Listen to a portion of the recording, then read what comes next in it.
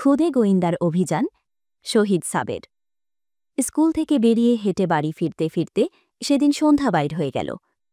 ছোট্ট একটি গলির ভেতর দিয়ে আসছিল খোকা। অন্ধকার হয়ে এসেছে। গলির ভেতরটাতে আরও অন্ধকার। এদিকটায় গ্যাসবাতি জ্বলে, আর সেই গ্যাসের আবছা আলোয় পথ চিনে যেতে বেশ অসুবিধে।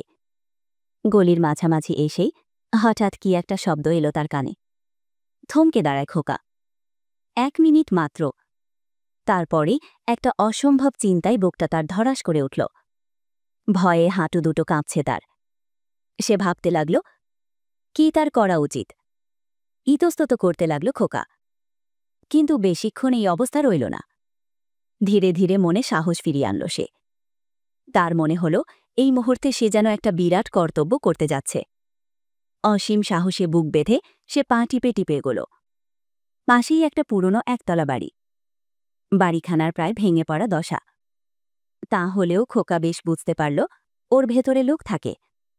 একটু ভেতরের দিকের একটা কামরাতে টিমটিমে বাতি জ্বলছে। তারই একটুখানি আলো এসে পড়েছে রাস্তার উপর। খোকা পা টিপে টিপে সেই আলো লক্ষ্য করে এগোল। খুব সন্তর্পণে পা ফেলে খোকা এসে দাঁড়াল জানালার কাছে। জানালাটা বন্ধ, কিন্তু কাঠের ফাঁক দিয়ে চোখ রাখলে ঘরের ভেতরটা বেশ দেখা যায়। একবার দৃষ্টি দিয়েই শুকিয়ে উঠল খোকার অন্তরাত্মা। দেখল ঘরের ভেতর একপাশে একটা ভাঙা লণ্ঠন জ্বলছে। আচ্ছা আলোয় 10-12 জন লোক বসে আছে। তাদের সবাইকে ভালো করে দেখা যায় না, তবু যা দেখল তাতেই খোকার প্রাণ যায় যায়। একটা লোক হতভম্বের মতো ঘরের মধ্যে একটা চেয়ারে বসে আছে, আর একদল লোক দাঁড়িয়ে আছে সামনে। একজনের হাতে রিভলভার। বাকি লোকগুলোকে ঘিরে রয়েছে। চেয়ারে উপবিষ্ট লোকটা বলছে, না, ও কাজ আমাকে দিয়ে হবে না। রিভলভারধারী কঠিন দৃঢ় কণ্ঠে বলল, করতেই হবে তোমাকে, নইলে দেখতেই তো পাচ্ছ। রিভলভারটা একবার নাড়ল সে। একটুও শব্দ হবে না। একেবারে আধুনিক যন্ত্র। সামান্য একটু হিস, কিন্তু লোকটার কোনো ভাবান্তর দেখা গেল না। মনের বল তারও কম নয়। নিরুত্তর বসে রইল লোকটা। তাকে চুপচাপ বসে থাকতে দেখে অস্ত্রধারী আবার বলল, শোনো তেওয়ারি, আধ ঘন্টা সময় দিলাম তোমাকে। এর মধ্যে মনস্থির করো। এই রইল কাগজ কলম, শুধু একটা সই, নইলে আধ ঘন্টা পরে আত্মার আমার খাঁচায় থাকবে না। হঠাৎ চেতনা ফিরে এলো খোকার। আর মাত্র আধ ঘন্টা, আর মাত্র আধ ঘন্টা। তারপরই একটা প্রাণ ঢলে পড়বে মৃত্যুর কোলে। খোকার মনের মধ্যে খেলে গেল হঠাৎ আলোর ঝালকানি। না, আর এখানে নয়। খোকা ভাবল। এস্তে নেমে এলো সে জানালা থেকে। পা টিপে টিপে গলি থেকে বেরিয়ে খোকা দিল এক দৌড়। এক দৌড়ে এসে পড়ল রাস্তার মোড়ে। বগলে বই চেপে সে ভাবতে লাগল কি করবে এখন, কোথায় যাবে। খোকার মনে হল যেমন করেই হোক লোকটাকে বাঁচাতে হবে। কিন্তু কেমন করে? স্কুলে 3rd ক্লাসের ছাত্র সে। বয়স্ক লোক যদি হতো, বন্ধুবান্ধব জুটিয়ে সে নিজেই উদ্ধার করত লোকটিকে। বড় রাস্তায় অনেক আলো। ভয় তার কেটে গেল অনেকটা। ধীরে ধীরে ফিরে আসতে লাগল সাহস। হ্যাঁ, সাহস করে এগোতে হবে তাকে। এমন একটা কর্তব্য তাকে করতে হবে যা কতদিন ধরে সে কল্পনা করে এসেছে। চট করে তার মনে পড়ে গেল তার প্রিয় বইয়ের অতি পরিচিত মানুষগুলোর কথা। সত্যেন ঘোষ। ডিটেকটিভ সত্যেন ঘোষ হওয়ারই এটাই সুযোগ। কিন্তু খোকা ভাবল সত্যেন ঘোষ তো বয়স্ক বুড়ো লোক। সে বরং তার সাগরে তরুণ সুব্রত হতে পারে। ঠিক, সে হল সুব্রত। শক্তিমান, বলিষ্ঠ, নির্ভীক সুব্রত। কোনো চালাকি তার কাছে খাটে না। প্রত্যেকটা খুনি তার কাছে ধরা পড়ে। যারা পড়ে না তারা অসাধারণ। কিন্তু খোকাকে এবারে দুঃসাহসিক কাজের বিবরণ পড়ানোই নয়, এবার হাতে কলমে এগোতে হবে। এতদিন সে বীরের কীর্তিকলাপের কাহিনী পড়েই এসেছে, এবার সে নিজেই বীর হবে। কিন্তু এখন কি করা যায়? মাথায় তার বুদ্ধিও আসছে না। দীনেন রায়ের ব্লেক যদি এই অবস্থায় পড়তেন, তাহলে কর্তব্য ঠিক করতে তার এক মুহূর্তও দেরি হতো না। অথচ সময় খুব কম। না, আর দেরি করা চলে না। মাত্র আধ ঘন্টা সময়, তার মধ্যে আবার 5 মিনিট ইতোমধ্যেই কেটে গেছে। তাই তো, লোকটাকে বাঁচাতে হবে যে।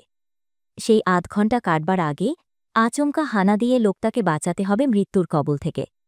সে ভাবতে লাগল, সত্যেন ঘোষ এরকম অবস্থায় পড়লে কি করতেন? ভাবতে ভাবতে তার মনে হল, এমন অবস্থায় তার কর্তব্য হচ্ছে একজন ইন্সপেক্টর সঙ্গে করে সরাসরি ঘরে গিয়ে হানা দেওয়া। ঠিক, কিন্তু ইন্সপেক্টর কোথায় থাকেন তাও যে তার জানা নেই। পাশ দিয়ে যাচ্ছিল একটা লোক। খোকা ভাবল, সমস্ত ব্যাপারটা একে খুলে বলাটা কেমন হবে? বিপদ আছে তাতে। এইসব আনাড়ি লোক হয়তো চেঁচামেচি করে সব মাটি করে দেবে। টের পেয়ে পাখি ততক্ষণে উড়েই যাবে। তবে হ্যাঁ, ইন্সপেক্টরের খোঁজটা ওর কাছ থেকে নেওয়া যেতে পারে। চট করে বুদ্ধি খেলে গেল তার মাথায়। লোকটার সামনে গিয়ে সে খুব বুদ্ধিমানের মতো জিজ্ঞেস করল, আচ্ছা, এখন কয়টা বাজে বলতে পারেন? লোকটা একটু অবাক হলেন। তারপর হেসে বললেন, 7টা। খোকা একটু ভাবল, আচ্ছা, পুলিশের ইন্সপেক্টর কোথায় থাকেন বলতে পারেন? কেন খোকা, পুলিশের ইন্সপেক্টর দিয়ে কি করবে? লোকটার কথায় খোকার রাগ হয় খুব। খোকা ভাবে, লোকটা পেয়েছে কি তাকে? কত বড় একটা কাজ করতে বেরিয়েছে সে। যদি সফল হয় তাহলে কালকের প্রভাতী সংবাদপত্রগুলোতে বড় বড় অক্ষরে তার কীর্তিকথা প্রচার করা হবে। লোকটার কথার জবাবে খোকা বললে, আমার দরকার, কোনো ইন্সপেক্টরের ঠিকানা জানা থাকলে দয়া করে বলুন। ভদ্রলোক একটুখানি চুপ করে থেকে তাকে বললেন, কেন, তুমি থানায় গেলে তো পারো। কথাটা মনে ধরল তার। থানায় রওনা হল খোকা। লোকের কাছে জিজ্ঞেস করতে করতে থানার পথ চিনে সোজা সে হাজির হল থানার অফিস ঘরে। সামনেই বসেছিলেন ওসি। দেখলেন বেশ একটা অল্পবয়স্ক ছেলে কি যেন বলবে মনে করে দাঁড়িয়ে রয়েছে। তিনি তাকে জিজ্ঞেস করলেন, কি খোকা, কি দরকার তোমার? আবার খোকা, মনে মনে বেজায় চটে গেল সে, কিন্তু মুখে শুধু বললে, অনেকগুলো লোক মিলে একটা লোককে খুন করছে। ওসির কাজই হল অপরাধ যেন না হয় সেদিকে দৃষ্টি রাখা। কাজেই তিনি একেবারে লাফিয়ে উঠলেন, কোথায়, কেমন করে, তুমি কি করে জানলে?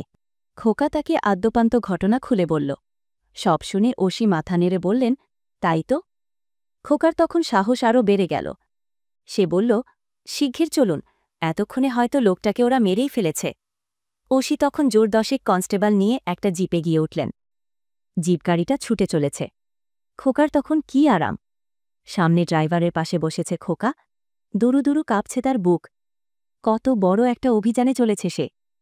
তার মনে হয় ওদের জিপটা যদি অন্য একটা জিপকে অনুসরণ করত তাহলে বেশ হতো। সাঁই সাঁই করে বেরিয়ে যেত এক একটা গাড়ি। অবশেষে অপরাধীর গাড়িটা ধরে ফেলত তারা। সেই গলির মোড়টা এসে পড়তেই খোকা বলল, থামুন, এইখানে। হুড়মুড় করে নেমে পড়ল সবাই। খোকা বলল, সাবধানে পা টিপে টিপে আসুন, নইলে ফুডুত। খুব সন্তর্পণে এগিয়ে সেই একতলা বাড়িটার সামনে এসে দাঁড়াল তারা। ভেতরে তখনও আলো জ্বলছে, আর ঘর থেকে ভেসে আসছে তুমুল হাসির সারা। জানালার কাছে এসে খোকা উকি মারল। ওসিকে ফিসফিস করে বলল, ওই ওরা। ওসি এদিক ওদিক তাকিয়ে দুয়ারে আঘাত দিল। ভেতর থেকে ভেসে এলো কর্কশ কণ্ঠস্বর, কে? দুয়ার খো। দুয়ারটা পরক্ষণে খুলে গেল। একটা লোক বেরিয়ে এসে জিজ্ঞেস করল, কি চান? খোকা দেখেই তাকে চিনতে পারল। সেই রিভলভারধারী। আরে, এই যে দেখছি মুমতাজ সাহেব। ওসি হঠাৎ বলে উঠলেন, কি ব্যাপার? মুমতাজ সাহেব বললেন, আমিও তো বলি কি ব্যাপার।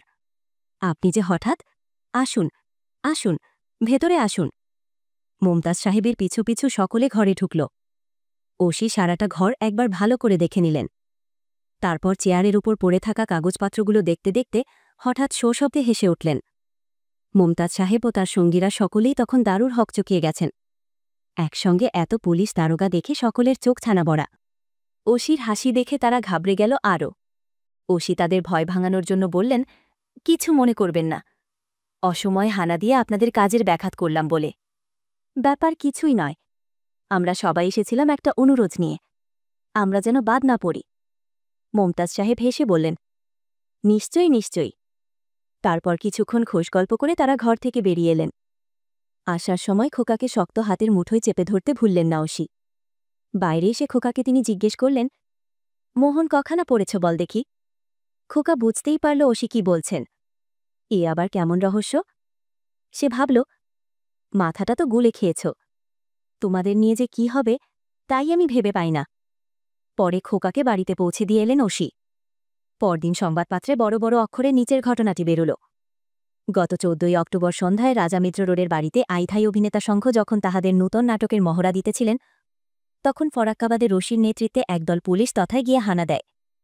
ঘটনার বিবরণে প্রকাশ, সৈফুদ্দিন ওরফে খোকাবাবু নামে এক বালক থানা পুলিশকে খবর দেয় যে কিছু লোক মিলে অপর একটি লোককে খুন করিতে যাইতেছে। তাহারা সেই লোকটিকে কোনো একটি দলিলে স্বাক্ষর করিবার আদেশসহ ৮ ঘণ্টার সময় দিয়েছে। এই ৮ ঘণ্টার মধ্যে উক্ত দলিলে স্বাক্ষর না করলে তাহাকে রিভলভার দ্বারা হত্যা করিবার হুমকি দেওয়া হইয়াছে। বালকের নিকট হইতে এই মর্মে সংবাদ পাইয়া ফরাক্কাবাদের পুলিশ তথায় হানা দেয়। আরও জানা গিয়াছে যে থানার ওসি তথায় গিয়া আইধাই ওসি প্রখ্যাত অভিনেতা মুমতাজউদ্দিন সাহেবকে দেখিতে পান। ঘরের মধ্যে ঢোল, তবলা, পোশাক এবং একটি নাটকের পাণ্ডুলিপিও তিনি দেখিতে পান। পাণ্ডুলিপির কয়েক পৃষ্ঠা উল্টাইয়া তিনি সমস্ত ব্যাপারটি বুঝিতে পারেন। কিছুক্ষণ পূর্বে বালকটি যখন সেই পথ দিয়া অতিক্রম করিতেছিল তখন নাটকের মহড়া চলিতেছিল। বালকটিকে ওসি বাড়ি পৌঁছাইয়া দেন। জিজ্ঞাসাবাদের মধ্য দিয়া তাহার নিকট হইতে জানা যায় যে গোয়েন্দা তাহার অত্যন্ত প্রিয়। মোট ১৮০ মোহন সিরিজ, ১৮৯ সেক্রেটন ব্লেক, সবকটি কনান ডয়েল, নিহার গুপ্ত, ৫ কড়িদের সবখানা গোয়েন্দা গ্রন্থ সে ইতোমধ্যেই শেষ করিয়াছে। ছেলেটি আগাথা ক্রিস্টির নাম শুনিয়াছে, তবে ইংরেজি জানা না থাকায় এখনও শুরু করিতে পারে নাই।